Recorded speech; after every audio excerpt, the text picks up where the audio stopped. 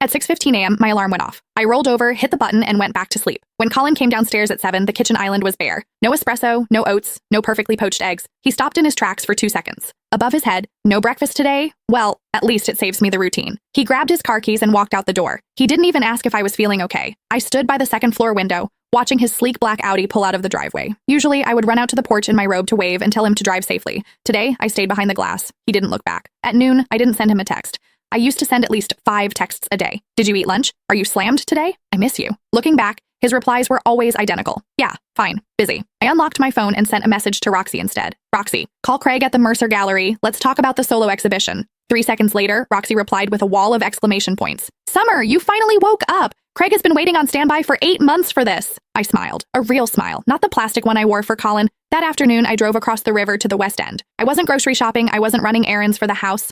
I walked into a commercial real estate office. Hi, I'm looking for a loft or a studio space in the arts district. Just a wide open room with good light. The young agent was eager. What's your budget, ma'am? Under $3,000 a month. I've got the perfect keys right here. Let's go look. When I walked out of the agency an hour later, the afternoon sun hit my face. The March wind was still carrying a late winter chill, but as I breathed it in, I realized it was the most comfortable afternoon I'd had in 3 years. Colin came home that evening at 7:30, earlier than usual. He took off his shoes and walked into the living room. The dining table was empty. The kitchen was dark and cold. Summer? I walked out of the bedroom holding a paperback novel. Yeah? He glanced at the empty table. No dinner? What kind of tantrum is this? You didn't cook? He asked.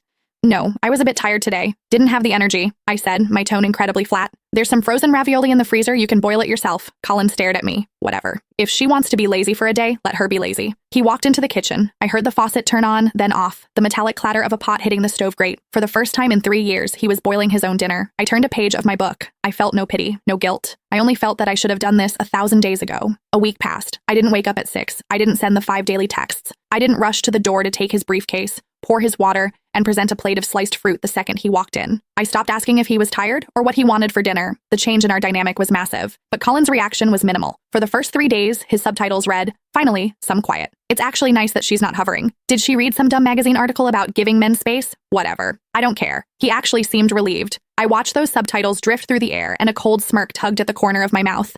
Fine, enjoy the quiet. On Wednesday evening, my mother-in-law arrived again, and this time she didn't bring honey. She brought Doris. Summer, Doris said she was craving your famous beef bourguignon, so I just had to bring her over, Constance beamed, making herself entirely at home. Doris and Colin are the ones who actually belong together. If it weren't for that ridiculous debt to her father, Doris would be the lady of this house. Doris took off her coat and strolled in, looking as comfortable as if her name was on the deed. I am going to make sure Colin sees exactly why I am superior to Summer tonight. In the past, a sudden ambush like this would send me into a panic. I would have scurried into the kitchen, desperately throwing together a gourmet meal while wearing a permanent, accommodating smile, terrified of offending either